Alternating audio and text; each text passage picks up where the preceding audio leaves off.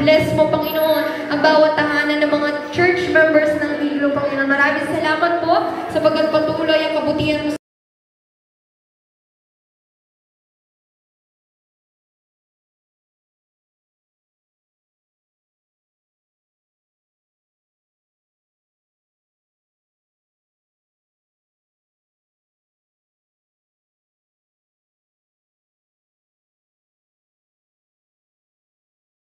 Tayo ay gamitin ng kaaway. Yung pagmamalaw